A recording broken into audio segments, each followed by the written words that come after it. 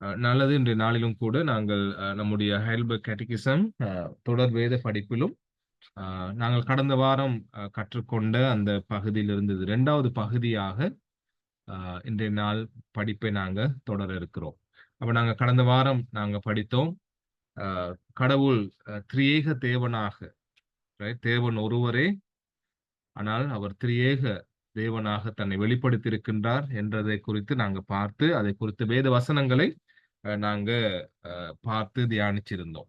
அதன் தொடர்ச்சியாக இன்றைய நாளிலே திரியேக தேவன், ரைட்? அதாவது அப்போஸ்தல விசுவாச பிரமாணமானது, அதாவது நாங்க என்ன பார்க்கிறோம்? ஹைடல்பர்க் கேட்டகிசத்துல விளக்கப்படுத்த போகின்ற அப்போஸ்தலருடைய விசுவாச பிரமாணத்தின் அந்த 12 விசுவாச அறிக்கைகளும் திரியேக தேவனை பற்றி, அதாவது பிதா, குமாரன், பரிசுத்த ஆவியானவரை பற்றியதான விசுவாசத்தை விசுவாச அவரை பற்றியதான நம்பிக்கையை எங்களுக்கு கற்றுத் தருகிறது. எனவே ஒவ்வொரு கிறிஸ்தவனும் அந்த நம்பிக்கையை, அந்த அறிக்கையை என்ன செய்யறான்? அந்த விசுவாசத்தை அவன் அறிக்கை செய்கின்றான் இந்த அறிக்கையின் மூலம் என்பதை நம்ம கவனிக்கிறோம். எனவே அந்த திரியேக தேவனை குறித்து இந்த அதாவது பிதா, குமாரன், பரிசுத்த ஆவியானவரை பற்றி இந்த அப்போஸ்தல விசுவாச பிரமாணம் எங்களுக்கு கற்பிக்கின்ற காரியங்களை நாங்க பார்க்கிறதுக்கு ஆரம்பமாக தான் நாங்கள் கடந்த வாரமும் இந்த வாரமும் அந்த திரியேக தேவனை குறித்ததான பொதுவான காரியங்களை அல்லது அடிப்படையான காரியங்களை நாங்க பார்த்து கொண்டு வருகிறோம். எனவே இன்றைய நாளிலும் நாங்க பார்க்கிற காரியம் திரித்துவம் அல்லது திரியேக தேவனை குறித்து நாங்கள் பார்க்கும் பொழுது இங்க நாங்க எழுதியிருக்கிறோம். அவர் வந்து 3 நபர்களும் வேறுபாடான செயற்பாடுகளை கொண்டவர்கள்னு பார்க்கிறோம். அதாவது நாங்க கடந்த வாரம் பார்த்தோம், அவர் ஒரே நபர், ஒரே காரியங்களை குறித்து சிந்திக்கின்ற, ஒரே காரியங்களை குறித்து திட்டமிடுகின்ற கடவுளாக இருக்கிறார். அதாவது இப்ப நாங்க உதாரணமா பார்க்கலாம், சிருஷ்டிப்பை குறித்து அவர் சிருஷ்டிக்கும் பொழுது அல்லது ரட்சிப்பை நிறைவேற்றும் பொழுது அந்த மூவரும், அந்த 3 நபர்களும், ஒரே தேவன்ல இருக்கின்ற அந்த 3 நபர்களும் ஒரே காரியத்தை தான் சிந்திக்கிறாங்க. ஆனால் அவர்களுடைய செயல்பாடுகள், ரட்சிப்பை குறித்து அவருடைய செயல்பாடுகள்ல வேறுபாடு அல்லது வித்தியாசங்களை கொண்டவர்களாக இருக்கிறார்கள் என்பதை நாங்க கவனிக்கிறோம். அது இன்றைய நாள்ல நாங்க கொஞ்சம் பார்க்க இருக்கிறோம். ரைட்? அப்ப அவர்கள் வந்து நபர்கள்ல வேறுபட்டவர்கள் அல்ல. ரைட்? அவர்கள் தனித்தனியாகவும் தனித்துவமாகவும் இருக்கின்றனர் என்பதை நம்ம கவனிக்கிறோம். ரைட்? அதாவது திரியேக தேவனுக்குள் இருக்கும் பொதுவான விடயங்களை இந்த நாள்ல நாங்க கவனிக்க இருக்கிறோம். சரியா? அதாவது அவர் ஒரு காரியத்தை, ரைட், பொதுவான முறையில செயல்படுத்துகின்ற ஆண்டு, அவங்களுக்குள்ள கருத்து முரண்பாடு, கருத்து வித்தியாசம் அல்லது ஒருவர் செய்கின்றத மற்றவர் மாற்றி யோசிக்கிறது அல்லது மாற்றி செய்கின்றது அப்படியான காரியங்கள் இல்லை. ரைட்? ஆனால் அவர்கள் செயல்படுகின்ற செயல்ல வித்தியாசங்கள் உண்டு என்பதை நாங்க பார்க்கிறோம். ரைட்? அப்போ இப்ப நாங்க பார்க்க போறோம் திரியேக தேவனுக்குள்ள இருக்கின்ற பொதுவான விடயங்கள் என்ன என்பதை நம்ம பார்க்க போறோம். அதாவது பிதா, குமாரன், பரிசுத்த ஆவியானவருக்கு இடையில இருக்கின்ற பொதுவான விடயங்கள் என்ன? அப்ப இங்க எழுதி இருக்கிறோம் பாருங்க, அவருடைய மகத்துவம், அவருடைய வல்லமை, அவருடைய பரிசுத்தம், அதே போல அவர் நித்திய தேவனாக இருக்கிறார்னு பார்க்கிறோம். அதே போல அவர் ஞானம் உள்ளவர். அப்ப இவைகள்ல அவர்கள் 3 நபர்களும் சரிக்கு சமமானவர்களாக இருக்கிறார்கள். ரைட்? அதாவது நாங்க பார்க்கலாம் இங்க பிதா வந்து வல்லமையில அதிகமானவர், அல்லது பரிசுத்தத்துல அல்லது நித்தியத்துல அல்லது ஞானத்துல அதிகம் உள்ளவர். மற்றவர்கள் இருவரும் அவரை விட கொஞ்சம் குறைவுள்ளவர்கள், அப்படி இல்லை. ரைட்? மாறாக இந்த 3 நபர்களும் மகத்துவம், வல்லமை, பரிசுத்தம், நித்தியம், அதே போல ஞானத்திலே சமமானவர்களாக இருக்கிறார்கள் என்பதை நம்ம பார்க்கிறோம். ரைட்? அதே மாதிரி இவர்கள் மூவருமே சிருஷ்டிப்புகளை பாதுகாக்கிற, பராமரிக்கின்ற அல்லது தான் படைத்த படைப்புகளுக்கு போஷிப்பை வழங்குகின்ற ஆண்டவராக இருக்கிறார். ரைட்? அதே போல உலகத்துல ஏற்படுகின்ற காரியங்கள் இங்க அங்க போடப்பட்டிருக்கிறது ஹைடல்பர்க் கேட்டகிசத்துல ஆட்சி அதிகாரங்களை நடத்துகின்ற காரியங்கள்ல.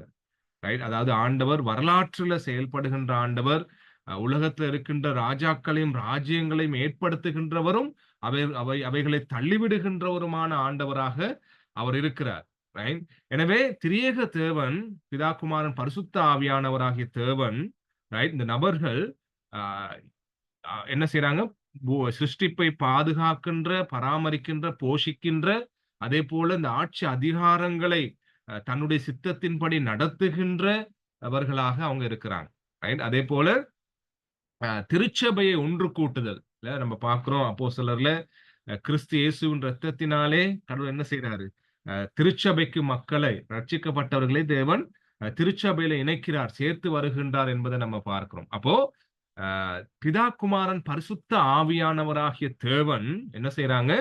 திருச்சபையை ஒன்று கூட்டுதலும், திருச்சபையை பாதுகாக்கிறதும், ரட்சிப்பின் வேலையை நிறைவேற்றுகின்றவர்களுமாக இருக்கிறார்கள் என்பதை நாங்க இந்த வேத வினா விடையில நம்ம படிக்கிறோம். ரைட்? அப்போ நாங்க வேத வசனங்கள வாசிக்கும் பொழுது, அங்க நாங்க பார்க்கலாம், நாங்க பிறகு வாசிக்க இருக்கிறோம். பிதாவிடம் இருந்து குமாரனும், ரைட்? அ அதேபோல பிதாவில் இருந்தும், குமாரனில் இருந்தும் பரிசுத்த ஆவியானவரும் புறப்படுகின்றார் என்பத நம்ம வசனங்கள்ல வாசிக்க இருக்கிறோம். ரைட்டா? அப்போ அ இங்க என்ன நாங்க கவனிக்கிறோம்னு சொன்னா, ஒருவருக்கு ஒருவர் தொடர்புள்ளவர்களாக அவங்க இருக்கிறாங்க. சரியா? அதாவது எந்த விதத்திலுமே ஒருத்தருக்கு ஒருத்தர் ரைட் சித்தத்திலேயும், அவங்களுடைய சிந்தனைகளிலும், அவங்களுடைய திட்டங்களிலும் வேறுபட்டவர்கள் இல்ல. ரைட்? அவங்க ஒருவருக்கு ஒருவர் தொடர்பு பட்டவர்களாக, அ ஒரே காரியத்தை சிந்திக்கிறவர்களாக, செயல்படுத்துகிறவர்களாக, ஆனா அந்த செயல்படுத்துகின்ற காரியங்கள்ல வித்தியாசம் உள்ளவர்களாக இருக்கிறார்கள் என்பதை தான் நம்ம பார்த்தோம். ரைட்? நாங்க அத கொஞ்சம் விளக்கமா பார்க்கும்பொழுது எங்களுக்கு அதை விளங்கிக் கொள்ள முடியும். ரைட்? இப்ப நாங்க பார்த்தோம். பிதாவிடம் இருந்து குமாரன் புறப்பட்டு வருகிறாராம். அதேபோல பிதாவில் இருந்தும், குமாரனில் இருந்தும் பரிசுத்த ஆவியானவர் புறப்படுகின்றார் அல்லது செயல்படுகின்றார் என்பதை நம்ம இந்த வசனங்களுக்கூடாக நாங்க பார்க்கிறோம். அதாவது யோவான் 1ஆம் அதிகாரத்துல 1 முதல் 2 வசனங்கள வாசிக்கும் பொழுது அங்க சொல்லப்படுது, ஆதியிலே வார்த்தை இருந்தது. அந்த வார்த்தை தேவனிடத்தில் இருந்தது. அந்த வார்த்தை தேவனாய் இருந்தது. அவர் ஆதியிலே தேவனோடு இருந்தார். ரைட்? அந்த வசனம் அப்படி சொல்லுது. அதேபோல யோவான் 3ஆம் அதிகாரத்துல வாசிக்கிறோம். 3:16ல தேவன் தம்முடைய ஒரே பேரான குமாரனை விசுவாசிக்கிறவன் எவனோ அவன் கெட்டுப் போகாமல் நித்திய ஜீவனை அடையும்படிக்கு அவரை தந்தருளி இவ்வளவாய் உலகத்தில் அன்பு கூர்ந்தார் என்பதை நம்ம பார்க்கிறோம். ரைட்? முதல் வசனத்துல நாங்க வாசிச்சோம் என்ன? குமாரனானவர், வார்த்தையாகிய குமாரனானவர், கிறிஸ்து இயேசுவானவர் ஆதியில தேவனோடு இருந்தார். ரைட்? என்பதை நம்ம பார்க்கிறோம். ரைட்? அடுத்து நாங்க வாசிக்கிறோம், அந்த தேவன் கிட்ட இருந்த அந்த குமாரனை என்ன செய்தாராம் பிதாவானவர்? ரைட்? பூமிக்கு அனுப்புகிறார், பூமிக்கு தந்தருளினார். ரைட்? என்பதை நம்ம கவனிக்கிறோம். ரைட்? அப்போ அவங்க ஒருவருக்கு ஒருவர் தொடர்புடையவர்கள் என்பதை நாங்க கவனிக்கிறோம். ரைட்? ஒரே காரியத்தை திட்டமிட்டு செயல்படுத்துகிறவர்கள் என்பதையும் நாங்க இங்க பார்க்கிறோம். ரைட்? பிதாவோடு இருந்த குமாரனானவர், ரைட்? அந்த குமாரனானவரை பிதாவானவர் என்ன செய்றாரு? ரட்சிப்பை நிறைவேற்றும்படியாக பூமிக்கு அனுப்புகிறார் என்பதை நம்ம கவனிக்கிறோம். அப்ப அங்க ஒரு தொடர்பு இருக்குது அவங்களுக்குள்ள. ரைட்? ஒரே திட்டத்துக்கு அவங்க செயலாற்றுகின்றத நம்ம கவனிக்கிறோம். அதேபோல யோவான் 15:26ல வாசிக்கிறோம். பிதாவினிடத்தில் இருந்து நான் உங்களுக்கு அனுப்பப் போகிறவரும், பிதாவினிடத்தில் இருந்து புறப்படுகிறவருமாகிய சத்திய ஆவியான தேற்றரவாளன் வரும்போது, அவர் என்னைக் குறித்து சாட்சி கொடுப்பார். சரி, அப்ப முதல்ல என்ன பார்த்தோம் நாங்க? அ குமாரன் தேவனிடத்துல இருக்கிறாரு. அந்த தேவன் என்ன செய்றாரு? குமாரனை ரட்சிப்பை நிறைவேற்றுறதுக்காக பூமிக்கு அனுப்புகிறார் என்பதை நம்ம பார்க்கிறோம். ஆண்டவர் குமாரன் கிறிஸ்து இயேசுவானவர் பூமியில வந்து தன்னுடைய ரட்சிப்பின் காரியங்களை நிறைவேற்றி, அவர் பரலோகத்துக்கு போகும்போது சொல்றாரு, ரைட்? சத்திய ஆவியானவராகிய தேற்றரவாளனை நான் உங்களுக்கு அனுப்புவேன். ரைட்? அவர் என்ன செய்வாரு? என்னை குறித்து சாட்சி கொடுப்பார். என்னை குறித்து பேசுவார். என்னை குறித்த காரியங்களை உங்களுக்கு ஞாபகப்படுத்துவார் என்பதை ஆண்டவர் இயேசு அங்க குறிப்பிடுகிறத நம்ம கவனிக்கிறோம். அப்போ பிதாவானவர், குமாரனானவர், அதேபோல பரிசுத்த ஆவியானவருக்கு இடையில இந்த தொடர்பு இருக்கிறத நம்ம கவனிக்கக்கூடியதாக இருக்கிறது இல்லையா? இந்த தொடர்பு இருக்கு. அதாவது ஒரே காரியத்துக்காக, ஒரே செயலுக்காக அவர்கள் வந்து செயல்படுகிறது நம்ம இந்த இடத்துல காணக்கூடியதாக இருக்கிறது. அதே மாதிரி பாருங்க, யோவான் 14ஆம் அதிகாரத்துல 18ஆம் வசனம். அங்க கிறிஸ்துவானவர் சொல்றாரு, நான் பிதாவை வேண்டிக் கொள்வேன், அப்பொழுது என்றென்றைக்கும் உங்களுடனே கூட இருக்கும்படிக்கு சத்திய ஆவியாகிய வேறொரு தேற்றரவாளனை அவர் உங்களுக்கு தந்தருளுவார். சரியா? முதல் வசனத்துல நாங்க வாசிச்சோம். அஹ் அவர் வந்து பிதாவினிடத்திலிருந்து நான் உங்களுக்கு அனுப்ப போகிறவரும், நான் உங்களுக்கு அனுப்ப போகிறவர்னு சொன்னாரு. இங்க சொல்லப்படுகிறது இந்த வசனத்துல, அஹ் பிதாவானவர் அவர் உங்களுக்கு அந்த ஆவியானவரை அனுப்புவார்னு சொல்லி. அப்போ அந்த திரியேக தேவனுக்குள்ள இருக்கின்ற அந்த ஒற்றுமையை, அந்த ஐக்கியத்தை, ஒரே காரியத்துக்காக செயல்படுவதை, அதே போல ஒருவருக்கொருவர் தொடர்பு பட்டு அவங்க ஒருவரோடு ஒருவர் பேசிக் கொள்வதை இந்த இடத்துல நம்ம கவனிக்கிறோம். அப்போ இது ஒரு ஆஹ், ஒரு ஆச்சரியமான ஒரு காரியம். இது நம்முடைய ஆண்டவருக்குள்ள இருக்கின்ற அந்த திரியேக நபர்களுக்கு உள்ளே இருக்கின்ற காரியம். அப்படிதான் கடவுள் தன்னை வெளிப்படுத்தி இருக்கின்றார். அவர்களுக்குள்ள ஒரே தேவன், அவர்களுக்கு அந்த ஒரே தேவனுக்குள்ள 3 நபர்கள், அந்த 3 நபர்களும் ஒருவருக்கொருவர் தொடர்புடையவர்கள், ஒரே காரியத்துக்காக செயல்படுகின்றவர்கள், ஐக்கியம் உள்ளவர்கள், ஒருவரோடு ஒருவர் பேசிக் கொள்ளுகின்றவர்களாக இருக்கிறார்கள் என்பதை நாங்க பார்க்கிறோம். அப்போ ஒரு ஐக்கியத்துக்கு ஒரு சமூகமாக, தேவன் ஒரு சமூகமாக இருக்கிறத நம்ம அங்க கவனிக்கிறோம். திரியேக தேவனாக ஒரு சமூகமாக அங்க இருக்கிறத, அந்த சமூகத்துல ஐக்கியமும் சந்தோஷமும் ஒரு சமாதானமும் பிரிவுகளும் இல்லாம இருக்கிறத நம்ம கவனிக்கக்கூடியதாக இருக்கிறது அன்பானவர்கள். திரியேக தேவனை குறித்து நாங்க படிக்கும் பொழுது அப்போ நாங்க திரும்பவும் பார்க்கிறோம் என்னன்னா, அப்போ பிதா அவர்கிட்ட இருந்து குமாரனானவர் புறப்பட்டு வரார், குமாரனானவர் சத்திய ஆவியானவரை பூமிக்கு அனுப்புறார்னு சொல்லும் பொழுது நாங்க நினைக்க கூடாது அப்ப பிதா முந்தினவர், அதுக்கப்புறம் தான் குமாரனானவர் தோன்றுகிறார், அதுக்கப்புறம் தான் பரிசுத்த ஆவியானவர் தோன்றுகிறார் என்பதாக இங்க நாங்க பார்க்கல.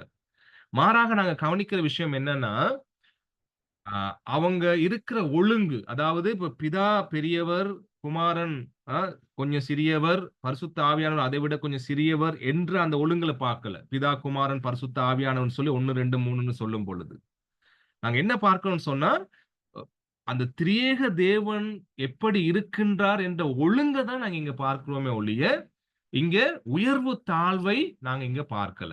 ஒருவர் பெரியவர், மற்றவர் சிறியவர், 2வது ஆனவர், 3வது ஆனவர் என்ற அந்த உயர்வு தாழ்வை நாங்க இங்க பார்க்கல. மாறாக அவங்க இருக்கின்ற அந்த ஒழுங்கை தான் பிதா, குமாரன், பரிசுத்த ஆவியானவர் என்று இங்கு குறிப்பிடப்படுகிறதாக ஹைல்பர்க் கேட்டகிசம் எங்களுக்கு கற்றுத் தருகிறது. சரியா? ஆகவே மேலும் அவங்க எழுதுறாங்க எப்படின்னு சொன்னா, பிதா இல்லாமல் குமாரன் இல்ல. நல்லா கொஞ்சம் அவதானிங்க. பிதா இல்லாமல் குமாரன் இல்லை, குமாரன் இல்லாமல் பிதாவும் இல்லை. பிதாவும் குமாரனும் இல்லாமல் பரிசுத்த ஆவியானவர் இல்லை, பரிசுத்த ஆவியானவர் இல்லாமல் பிதாவும் குமாரனும் இல்லை. அப்ப என்ன நாங்க பார்க்கிறோம்னா, சுருக்கமா இங்க ஒருவர் இல்லாம இன்னும் ஒருவர் இல்லை. அப்ப அது திரியேக தேவன் சொல்லும் பொழுது 3 பேரும் சமமாக அவங்க மகத்துவத்திலும், பரிசுத்தத்திலும், ஞானத்திலும், நித்தியத்திலும், வல்லமைகளிலும் சமமானவர்களாக அவர்கள் இருந்து ஒருவரோடு ஒருவர் தொடர்பு கொண்டு செயல்படுகின்ற தேவனாக அவர்கள் காணப்படுகிறார்கள் என்பதை நாங்க திரியேக தேவனை குறித்து கற்றுக்கொள்ளும் பொழுது நாங்க இங்க பார்க்கிறோம். சரியா? பாருங்க, அடுத்து எழுதியிருக்கிறோம், நித்தியத்தில் இருந்தே அவர்கள் ஒன்றானவராகவே காணப்படுகின்றார். அப்படியே வேத வார்த்தையில் தன்னை வெளிப்படுத்தி உள்ளார். அப்ப நாங்க கடந்த வாரம் தெளிவா பார்த்தோம், கடவுள் தன்னை ஒரே தேவனாக, அதிலே 3 நபர்களாக செயல்படுகின்ற திரியேக தேவனாக தேவன் தன்னுடைய வார்த்தையில நமக்கு வெளிப்படுத்தி இருக்கின்றார் என்பதை சத்திய வேதாகமும் நமக்கு தெளிவாக சொல்லி தருகிறது. தேவன் அப்படித்தான் தன்னை வெளிப்படுத்துகிறார் என்பதை அது எங்களுக்கு காண்பிக்கிறது. அதே போல அந்த ஹைல்பர்க் கேட்டகிசத்துல எங்களுக்கு சொல்லித்தராங்க என்னன்னா, இப்ப பிதா அனுப்பினார். இப்ப பிதா பரலோகத்துல இருக்கிறார்ன்னு வைங்களேன். இப்ப நாங்க இந்த வசனங்களை வாசிக்கும் பொழுது, ரைட்?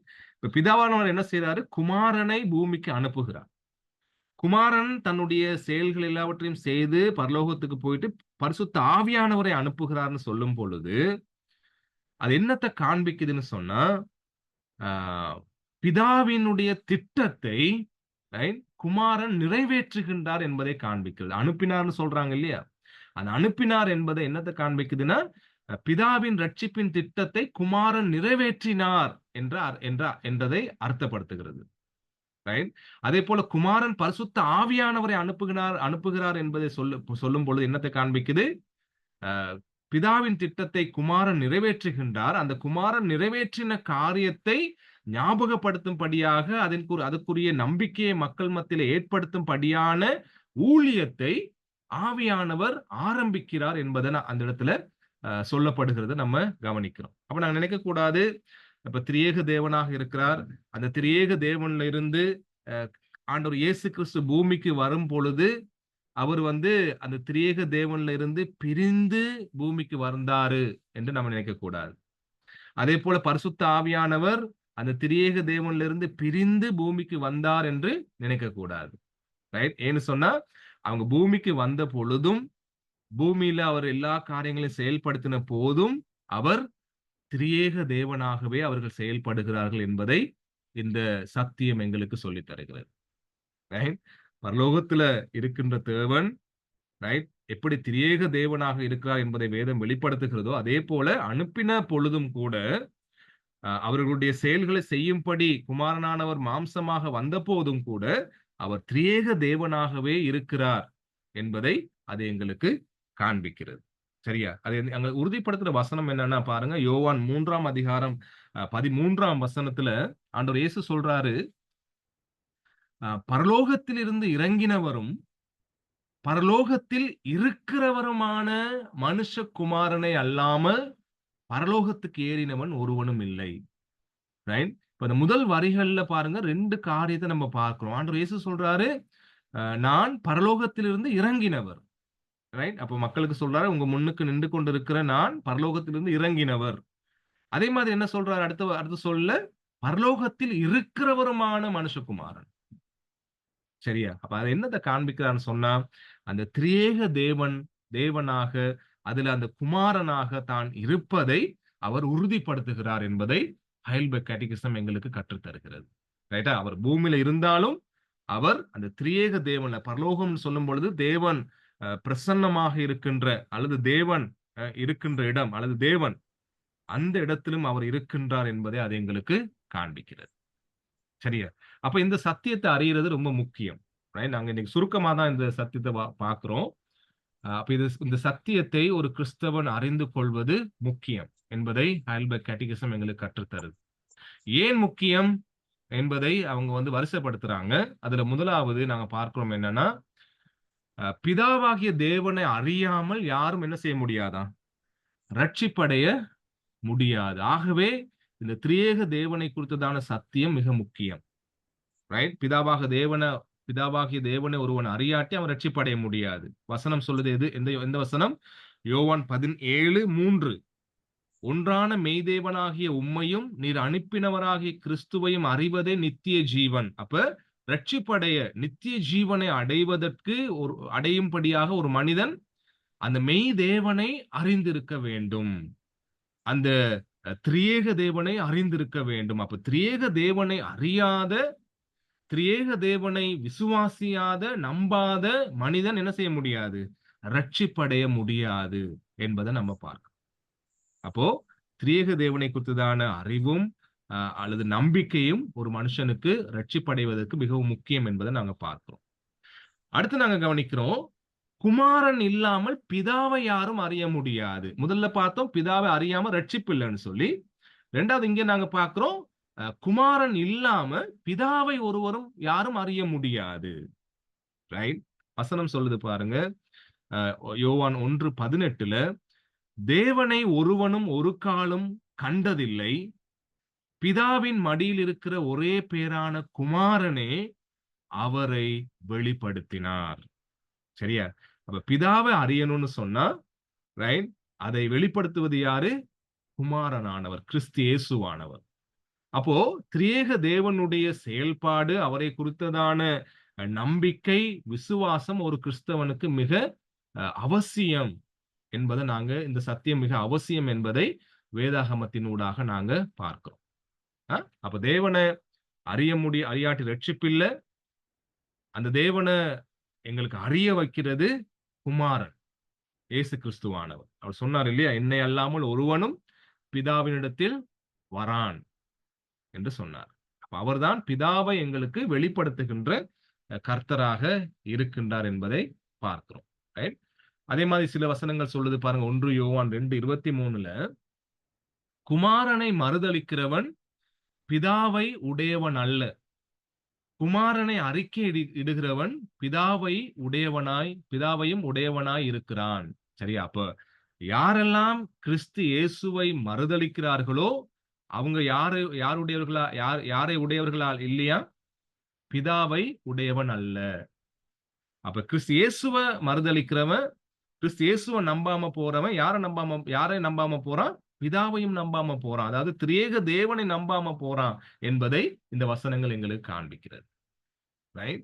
அப்ப குமாரனை அறிக்கையிடுகிறவன், ரைட், குமாரனை நம்புகிறவன், கிறிஸ்து இயேசுவின் மீது தன்னுடைய நம்பிக்கை விசுவாசத்தை வைக்கிறவன் பிதாவை உடையவனாக இருக்கிறான் என்பதையும் அது எங்களுக்கு காண்பிக்குது.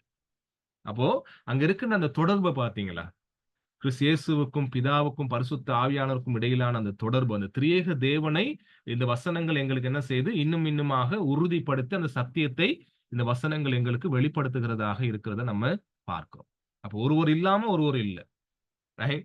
அப்போ யெகோவா விட்னஸ் சொல்ற மாதிரியும், ஜீசஸ் ஒன்லின்னு சொல்றவங்க மாதிரியும், ஒருவர் மாத்திரம்தான் அல்லது பரிசுத்த ஆவியானவர் மாத்திரம்தான், அங்க திரியேக தேவன் ஒண்ணும் இல்ல. ரைட்? தேவனாக கிறிஸ்து இயேசுவானவர் தான் பரலோகத்துல இருந்தாரு, அவர் தான் பூமியில வந்திருக்கிறாரு. ரைட்? அவர் தான் பரிசுத்த ஆவியானவர் என்ற மாதிரி ஒரே தேவன் அல்லது அதை நிரூபிக்கிறதுக்காக கிறிஸ்து மாத்திரமே அல்லது யெகோவா மாத்திரமே என்ற மாதிரி வேதம் எங்களுக்கு சொல்லித் தரல. மாறாக வேதம் அந்த திரியேக தேவனை, அதில் இருக்கின்ற அந்த 3 நபர்களை, அந்த 3 நபர்களையும் நாங்க நம்ப வேண்டிய அவசியத்தை, ரைட், ஒரு நபரை நம்பாமல் போகும் பொழுது நாங்கள் மற்றவரையும் நம்பாம போகிறோம் என்ற அந்த சத்தியத்தை, அதன் தொடர்பை எங்களுக்கு இந்த வசனம் எங்களுக்கு காண்பிக்கிறதாக இருக்கிறது. அதே போல பாருங்க, 1 யோவான் 5:20 நாங்க வாசிக்கிறோம், அன்றியும் நாம் சத்தியம் உள்ளவரை அறிந்து கொள்வதற்கு தேவனுடைய குமாரன் வந்து நமக்கு புத்தியை தந்திருக்கிறார் என்றும் அறிவோம். அவருடைய குமாரனாகிய இயேசு கிறிஸ்து எனப்பட்ட சத்தியம் உள்ளவருக்குள்ளும் இருக்கிறோம். இவரே மெய்யான தேவனும் நித்திய ஜீவனுமாய் இருக்கிறார் என்பதை நம்ம பார்க்கிறோம். சரி, அடுத்த வசனத்தை வாசிப்போம். ரோமர் 8:9 தேவனுடைய ஆவி உங்களில் வாசமாய் இருந்தால் நீங்கள் மாம்சத்துக்குட்பட்டவர்களாய் இராமல் ஆவிக்குட்பட்டவர்களாய் இருப்பீர்கள். கிறிஸ்துவின் ஆவி இல்லாதவன் அவருடையவன் அல்ல. சரியா? அப்போ பிதாவானவர் இருக்கிறாரு, கிறிஸ்துவானவர் இருக்கிறாரு, எனக்கு அது போதும் அப்படின்னு சொல்லவும் முடியாது. ஏன்னா பரிசுத்த ஆவியானவர் இல்லாதவன் கிறிஸ்துவுக்கு சொந்தமாக முடியாது. பரிசுத்த ஆவியானுடைய உதவி இல்லாமல் ஒருவன் கிறிஸ்துவுக்கூடாக பிதாவை காண அறிய முடியாது, ரட்சிப்படைய முடியாது என்பதை அங்க நாங்க பார்க்கிறோம். அப்போ பிதாவை அறியாட்டியும் ரட்சிப்படைய முடியாது, கிறிஸ்து இயேசுவுக்குள்ளாக அவர் அறியாவிட்டால் நாங்கள் ரட்சிப்படைய முடியாது. அதே போல கிறிஸ்துவினுடைய அந்த ஆவியானவர் இல்லாம, அவருடைய உதவி இல்லாமலும் என்ன செய்ய முடியாது? ரட்சிப்படைய முடியாது. அப்போ ரட்சிப்புக்கு, நித்திய ஜீவனை அடைவதற்கு, பரலோக ராஜ்யத்தை கண்டடைவதற்கு, பாவ மன்னிப்பு அடைவதற்கு, ரைட், ஒரு மனிதன் நீதிமானாக மாறுவதற்கு, பரிசுத்தனாக மாறுவதற்கு திரியேக தேவனுடைய செயல்பாடு, ரைட், அவசியம் என்பதை நம்ம இந்த இடத்துல பார்க்கிறோம். ரைட்? அடுத்து பாருங்க, நாங்க வந்து இந்த ஸ்லைட நீங்க உங்களுக்கு ஞாபகம் இருக்குமோ தெரியல, நாங்க ஹைல்பர்க் கேட்டகிசம் முதலாவது கேள்வி பதில நாங்க படிக்கும் பொழுது நாங்க படித்த ஸ்லைடு இது. ரைட்? இந்த ஸ்லைட். அப்ப இந்த திரியேக தேவன் எப்படி மனுஷனை ரட்சிக்கும்படி செயல்பட்டார் என்பதை நம்ம அங்க பார்த்தோம் இல்லையா? அப்ப நாங்க மேல எழுதியிருக்கோம் என்னது? திரியேக தேவனை அறியாவிட்டால் ஒருவனும் ரட்சிப்படைய பாவ மன்னிப்பை பெற நித்திய ஜீவனை அடைய முடியாது. கீழே எழுதியிருக்கோம் பாருங்க. கடவுள் நம்மை பாவத்தில் அழிந்து போகும்படி கைவிடவில்லை, மாறாக தமது குமாரன் மூலம் ரட்சிப்பை நமக்கு உண்டாக்கினார் என்பது நமக்கான ஆறுதல். நாங்க முதலாவது இதுல படிச்சது, முதலாவது ஸ்லைட்ல, முதலாவது கேள்வி பதில்ல. அப்ப அதுல ரட்சிப்பை குறித்து படிக்கும் பொழுது திரியேக தேவனில் ஒவ்வொரு நபரும் நமது ரட்சிப்பில் செயலாற்றுகிறார்கள் என்பதை நம்ம பார்த்தோம். ரைட்டா? ஒருவர் மாத்திரம் அல்ல எங்களுடைய ரட்சிப்புல செயலாற்றுகிறார். ரைட்? அப்ப எங்களுடைய விசுவாசம் திரியேக தேவன்ல இருக்குது. அந்த திரியேக தேவன் தான் என்ன செய்யறாரு? எங்களை ரட்சிக்கும்படி செயலாற்றுகின்றார் என்பதை நாங்க முதலாவது வினாவிடையில நம்ம படிச்சிருந்தோம். எப்படி அது நாங்க முதல்ல பார்த்தோம்? பிதாவானவர் என்ன செய்யறாரு? நம்மை ரட்சிக்கும்படி திட்டமிடுகிறார்.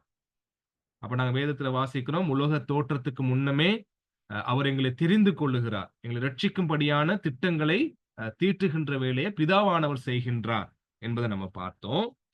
அதே போல குமாரனானவர் என்ன செய்யறாரு? பிதாவின் அந்த திட்டத்தை, பாவிகளை ரட்சிக்கும்படியான அந்த திட்டத்தை நிறைவேற்றும்படியாக அவர் மாம்சமாகி தன்னுடைய சொந்த ஜீவனை என்ன செய்யறாரு? ரைட்? எங்களுக்காக கல்வாரி சிலுவையில கொடுத்து ஒரு அடிமையின் ரூபமாக பூமிக்கு வந்து எல்லா பாடுகளையும் துக்கங்களையும் அனுபவித்தவராக சிலுவையின் மரண பரியந்தம் தன்னை தாழ்த்தி, ரைட், என்ன செய்யறாரு? அந்த சிலுவையில எங்களுக்கான ரட்சிப்பை சம்பாதிக்கிறார். அவர் ரட்சிப்பை திட்டமிட்டது யாரு? பிதாவானவர். அந்த பிதாவானவர் இட்ட அந்த ரட்சிப்பின் திட்டத்தை நிறைவேற்றும்படி செயல்பட்டவர் குமாரனானவர். ரைட்? அப்ப இந்த செயல்கள்ல வித்தியாசம் இருக்கிறது நாங்க இங்க பார்க்கிறோம் இல்லையா? குமாரனானவர். அப்போ பரிசுத்த ஆவியானவர் என்ன செய்யறாரு? குமாரனின் சிலுவை பலியின் மேல், சிலுவை பலியின் பலனை வாய்க்க செய்து ரட்சிப்பை பற்றிய நம்பிக்கையை நமக்கு தந்து கடவுளுக்காக வாழும்படி நமக்கு விருப்பத்தை தருகிறார், உதவி செய்கிறார் என்பதை நம்ம அங்க பார்க்கிறோம். சரியா? பரிசுத்த ஆவியானவருடைய காரியம் என்ன? கல்வாரி சிலுவையில மரித்த, எங்களுக்காக ஜீவனை விட்ட, எங்களுடைய பாவங்களை சுமந்து சாபத்தை எங்களை விட்டு நீக்கிய கிறிஸ்து இயேசுவின் மீதான நம்பிக்கையை கொடுப்பது யாரு? பரிசுத்த ஆவியானவர். பரிசுத்த ஆவியானவர் அந்த நம்பிக்கையை கொடுக்க. ஆகவேதான் நாங்க முதல்ல பார்த்தோம், இயேசுவானவர் சொன்னாரு, தேற்றரவாளன் வந்து என்ன செய்வாரா? என்னை குறித்த காரியத்தை உங்களுக்கு போதிப்பாரு. ரைட்? நான் உங்களுக்கு கற்பித்த காரியங்களை ஞாபகப்படுத்துவாரு. ரைட்? எதற்காக ஞாபகப்படுத்துறாரு? குமாரன் இயேசு கிறிஸ்து மேல நம்பிக்கையை, விசுவாசத்தை ஏற்படுத்துகின்ற அந்த காரியத்தை, அவருக்காக பரிசுத்தமாய் வாழக்கூடிய அந்த வாழ்க்கைய எங்களுக்கு கொடுப்பது பரிசுத்த ஆவியானவர். ரைட்? அவர்தான் என்ன செய்யறாரு? கடவுளுக்காக வாழும்படியான விருப்பத்தை எங்களுக்கு தாராரு. ஒவ்வொரு நாளும் நாங்கள் பாவத்துல விழும் பொழுது கூட அந்த பாவத்தை சுட்டிக்காட்டி என்ன செய்யறாரு? அவர் திரும்ப திரும்ப கடவுளுக்காக வாழும்படி, கிறிஸ்து இயேசுவின் பழிய நம்பி பரிசுத்தராகும்படி எங்களை தொடர்ந்தும் அழைக்கின்ற வேலையை அவர் செய்யறாரு. ரைட்? அதே போல ரட்சிப்படையும்படியாக அவருடைய கிறிஸ்து இயேசுவின் மீது நம்பிக்கை வைக்கிறதுக்கான உதவியை அவர் செய்கிறவராக இருக்கிறார் என்பதை நாங்க பார்க்கிறோம். சரியா? ஆகவே திரியேக தேவன்ல 3 நபர்களும் ஒருவரோடு ஒருவர் தொடர்பு கொண்டு ஒருவரோடு ஒருவர் பேசிக் கொள்ளுகின்ற, அதே போல மனுஷனுடைய ரட்சிப்புக்காக ரைட் ஒன்றாக செயல்படுகின்ற ஆண்டவராக அவர் காணப்படுகிறார். ஆனா அந்த ரட்சிப்புல அவங்களுடைய செயல்பாடுகள் வித்தியாசமானது. இப்ப பிதாவானவர் என்ன செய்யல? சிலுவையில தன்னுடைய ஜீவனை கொடுக்கும்படி வரல. அவர் ரட்சிப்பை திட்டமிடுறாரு. ஆனா குமாரனானவர் ஜீவனை கொடுக்கிறார். பரிசுத்த ஆவியானவர் ஜீவனை கொடுத்த கிறிஸ்து இயேசுவை நம்பும்படி எங்களுக்கு உதவி செய்கிறார் என்பதை நாங்க பார்க்கிறோம். சரியா? எனவே இந்த சத்தியம் மிக முக்கியமானது. இந்த சத்தியம் மிகவும் உன்னதமானது.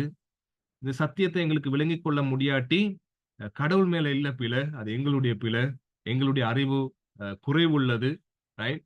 ஆகவே கடவுளுடைய இரக்கத்தோடு, கடவுளுடைய பலத்தோடு இந்த சத்தியத்தை அறிந்து கொண்டு நாங்க அவரை, திரியேக தேவனை நாங்க போற்றி பாடி அவர் ஆராதித்து அவருக்கு பயந்து அவருக்கு கீழ்ப்படிந்து அவரை மகிமைப்படுத்தி அவர் எங்களுடைய ரட்சிப்புக்காக செயல்பட்ட விதங்களை எண்ணி அவருக்கு மகிமையை கொண்டு வந்து கொண்டு வரும்படி ஜீவிக்க வேண்டியது எங்களுடைய கடமையாக இருக்கிறது என்பதை நம்ம பார்க்கிறோம். எனவே நாங்க கடவுளுக்கு நன்றி செலுத்தணும். கடவுள் இப்படியாக தான் தன்னை வெளிப்படுத்தி இருக்கின்றார். ரைட்?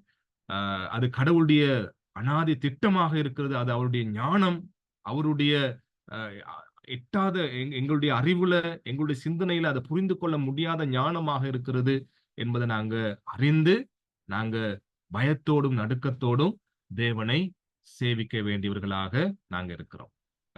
எனவே கிறிஸ்தவர்கள் திரியேக தேவனை நம்புகிறோம். அந்த திரியேக தேவனை நாங்கள் ஆராதிக்கிறோம் என்பதை நம்ம கவனிக்கிறோம் இல்லையா? ஆகவேதான் நம்ம ஆலயத்துல பாடுற பாட்டு சர்வ லோகாதிபா நமஸ்காரம், சர்வ சிருஷ்டிகனை நமஸ்காரம், எவ்வளவு அருமையான பாட்டு இல்லையா? ரைட்? திரு அவதார நமஸ்காரம் முதல்ல நாங்க பார்க்கிறோம், படைப்பின் கர்த்தரை நமஸ்கரிக்கிறோம்.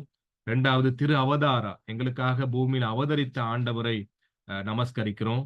மூன்றாவது நாங்கள் இறுதியாக படிக்கிறோம் பரிசுத்த ஆவியானவர், எங்களோடு வாசம் செய்கின்ற, எங்களை கிறிஸ்துவுக்காக வாழ செய்யும்படி உதவி செய்கின்ற, எங்களை பரிசுத்த வாழ்க்கையில வளர்க்கின்ற பரிசுத்த ஆவியானவரை போற்றி துதிக்கிறோம். எனவே இது ரொம்ப முக்கியம்.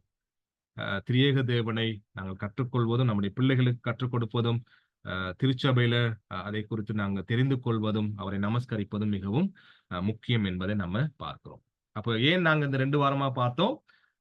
விசுவாச பிரமாணம், அதாவது அப்போஸ்தல விசுவாச பிரமாணம் இந்த திரியேக தேவனை குறித்து தான் எங்களுக்கு கற்பிக்கிறது. எனவே அடுத்த வாரம் நாங்க ஆரம்பிப்போம் 12 விசுவாச பிரமாணத்துல முதலாவது விசுவாச பிரமாணத்தை. அது என்ன? வானத்தையும் பூமியையும் சிருஷ்டித்தவராகிய சர்வ வல்லமை உள்ள பிதாவாகிய தேவனை விசுவாசிக்கிறேன் என்று ஒரு கிறிஸ்தவன் அறிக்கை செய்கிறான். என்னத்தை விசுவாசிக்கிறீங்க? வானத்தையும் பூமியையும் சிருஷ்டித்தவராகிய சர்வ வல்லமை உள்ள பிதாவாகிய தேவனை விசுவாசிக்கிறேன். ரைட்? அப்போ இது என்ன அர்த்தத்தை உடையது? ஏன் ஒரு கிறிஸ்தவன் இப்படியாக விசுவாசிக்கிறேன் என்று அறிக்கை செய்யணும்? இது எப்படி வேதாகம பூர்வமானது என்பதை நாங்க அடுத்த வாரம் நாங்க பார்ப்போம். ஏன் இந்த அறிக்கை முக்கியமானது, ஏன் இதை வைத்துக் கொள்ளணும், ஏன் இதை நாங்க அறிக்கை செய்யணும் என்பதை நாங்க ஒவ்வொன்றாக அடுத்த வாரத்திலிருந்து பார்க்கலாம். கடவுள் எங்களை ஆசீர்வதிப்பாராக. எதுவும் காரியங்கள் இருந்தா நீங்க பகிர்ந்து கொள்ளலாம். நீங்க கற்றுக்கொண்ட காரியத்திலிருந்து. அப்படி இல்லாவிட்டால் நாங்கள் ஜெபித்து இந்த நேரத்துல நிறைவு செய்வோம். பாஸ்டர், இந்த சுவிசேஷங்கள்ல சில இடங்கள்ல பாஸ்டர் இயேசு கிறிஸ்துவானால் அந்த அந்த எழுதிருக்கல ஆவியிலே உணர்த்தப்பட்டு பரிசேயர்கள் பேசுறதெல்லாம் ஆவியிலே உணர்த்தப்பட்டு அவர் பேசுறாருன்னு, அப்ப அந்த நேரம் வந்து பரிசுத்த ஆவியானவர் அவரோட இருக்கிறாருங்கிற மீனிங் தானே பாஸ்டர்? நிச்சயமா நிச்சயமா, அதுதான் சரி. அந்த நிறைய இடங்கள் இருக்குல்ல ஆவியில உணர்ந்து, அப்ப அதெல்லாம் பரிசுத்த ஆவியானவர் அன்னைக்கு செயல்படுறங்கிறது தான் தந்தார். அப்ப அவர் போற நேரம் தான் அந்த உண்மையில பூமிக்கு எங்களுக்குள்ள தந்துட்டு போன மாதிரி தானே ஃபர்ஸ்ட். அப்ப போற நேரம் அந்த நேரத்திலே அவர் இருக்கிறார், பூமியில இருக்காத பழைய ஏற்பாட்டு மக்களோட இடைப்பட்டாரு இல்லையா? சீஷர்களோட இருந்தாரு. ரைட்? அப்ப திரியேக தேவன் எங்களோட இடைப்படுகிறார். ஆனா விசேஷமாக எங்களோடு இடைப்படும்படியாக கடவுள் அதை சொல்லிட்டு போறாரு இல்லையா? நான் போய் தேற்றவாளனை உங்களுக்கு அனுப்புவேன்னு சொல்லி, அதை அனுப்புவேன்னு சொன்ன நாங்க ஆரம்பத்துல பார்த்தோம். என்ன? தேற்றவாளனுடைய வேலை இனி அதிகமாக உங்களுடைய வாழ்க்கையில ஆரம்பிக்கும். அதாவது பரிசுத்த ஆவியானவருடைய வேலை இனி உங்களுடைய வாழ்க்கையில அதிகமா ஆரம்பிக்கும் என்பதை தான் அங்க உறுதிப்படுத்துறாரு.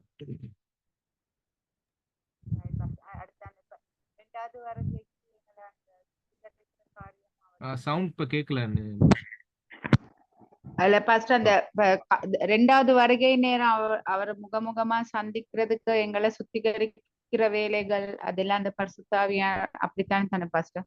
ஆமா ஆமா, அது ஒரு தனிப்பாடமா நாங்க படிக்கணும், பரிசுத்த ஆவியானவருடைய செயல்பாடுகள் சொல்லி. நிச்சயமா அது வந்து ரொம்ப ஆசீர்வாதமா இருக்கும். ஏன்னா இந்த காலத்துல மக்கள் அது ஒரு சக்தியா எண்ணிக்கிட்டு மக்கள் விழுகிறதும் ரைட். அதை ஏளனப்படுத்துற மாதிரி மக்கள் செயல்படுறாங்க பரிசுத்த ஆவியானவர் குறித்து. ஆனால் அவர் ஒரு நபர், திரியேக தேவன். ரைட். அப்ப எப்படி பிதாவானவரோ, எப்படி குமாரனானவரோ, அதே போல பரிசுத்த ஆவியானவரும் இருக்கிறார். அப்ப அவர் எப்படி எங்களை ஆயத்தப்படுத்துறார் ரட்சிப்புக்காக, அவர் எப்படி பாவத்தை கடிந்து எங்களுக்கு உணர்த்துறாரு, எங்களுக்குள்ள இருந்து எப்படி எங்களை பரிசுத்தப்படுத்தி கொண்டிருக்காரு ஒவ்வொரு நாளும். இப்ப நாங்க கடவுளை கடவுளுக்காக வாழ விரும்புறோமா இருந்தா அந்த விருப்பத்தை அவர் எங்களுக்கு கொடுக்கிறவரா இருக்கிறாரு. பரிசுத்த ஆவியானவருடைய வேலை அது. அதே போல பாவத்தை வெறுக்கிறோம், அதுல இருந்து வெளியே வாரோம், அதெல்லாம் கடவுள் பரிசுத்த ஆவியானவர் மூலம் எங்களுக்கு தருகிற காரியம். அப்போ ஒரு பெரிய ஒரு வேலைய, அந்த பரிசுத்தமாக்குதல் வேலைய கிறிஸ்தவனுக்குள்ள பரிசுத்த ஆவியானவர் செய்து கொண்டிருக்கிறார். அவருடைய முக்கியமான வேலை இயேசு சுவாமி சொன்னதை போல அவரை ஞாபகப்படுத்துவது, கிறிஸ்து இயேசுவை மகிமைப்படுத்தும்படி எங்களை வழி நடத்துவது, ரைட், என்பதை நாங்க பார்க்கிறோம். ரொம்ப அருமையா ஆசீர்வாதமான பாடமா இருக்கும் அப்படி நாங்க படிப்புமா இருந்தா. தேங்க்யூ.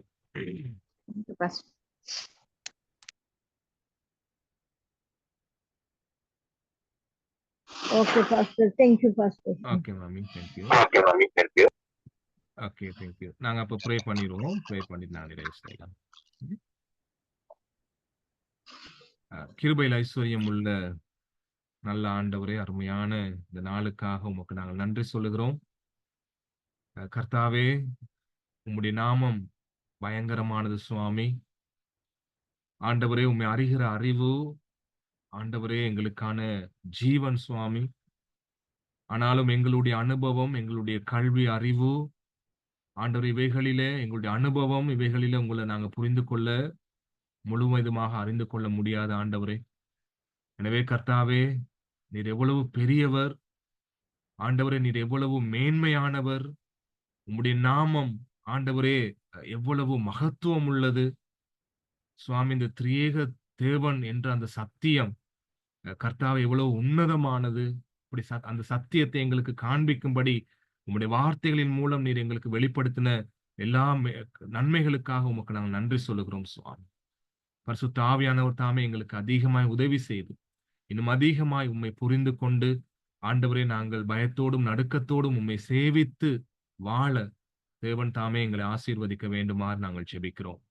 அடுத்த வாரம் விசுவாச பிரமாணத்தை நாங்கள் ஒவ்வொன்றாக படிக்க இருக்கிறோம். ஆண்டவரே, உம்முடைய பிரசன்னம், உம்முடைய தயவை எங்களுக்குள்ளே தந்து ஆண்டவரே நன்றாக நாங்கள் அந்த அறிக்கையை புரிந்து கொண்டு தேவனே நாங்கள் ஒரு உயிருள்ள ஒரு கிறிஸ்தவ வாழ்க்கை வாழ தேவனே எங்களை ஆசீர்வதிக்க வேண்டுமாறு நாங்கள் ஜெபிக்கிறோம். ஆண்டவரே, நாங்கள் ஏன் கிறிஸ்தவர்களாக இருக்கிறோம் என்ற அர்த்தத்தை புரிந்து கொண்டு சுவாமி நாங்கள் வாழக்கூடிய விதமாய் இந்த பாடங்களை எங்களுக்கு ஆசீர்வதிக்க வேண்டுமாறு நாங்கள் மன்றாடுகிறோம். இதோ ஆண்டவர், இந்த இடத்துல ஒன்று கூடிய எங்கள் ஒவ்வொருவரையும் உம்முடைய கருத்திலே தருகிறோம். உம்முடைய பிரசன்னமும் தயவும் ஆசீர்வாதமும் எங்களோடு அதிகமாய் தங்க வேண்டுமாறு கிறிஸ்து இயேசுவின் நல்ல நாமத்தினாலே வேண்டுதல் செய்கிறோம் பிதாவே. ஆமென். தேங்க்யூ எல்லாருக்கும். திரும்ப திரும்ப இந்த ஸ்டடிஸை நீங்க ஃப்ரீயா இருக்கும்போது கேட்கறதுக்காக நீங்க நம்மளுடைய யூடியூப்ல நீங்க கேட்கலாம். அப்ப திரும்ப திரும்ப நாங்க கேட்கும் பொழுது நீங்க அந்த சத்தியங்களை விளங்கிக் கொள்ள முடியும். Thank you very much. God bless. அடுத்த வாரம் சந்திப்போம். Thank you, Pastor. Thank you, Pastor. Thank you, Akka. Thank you, Pastor. God bless you. Thank you. God bless.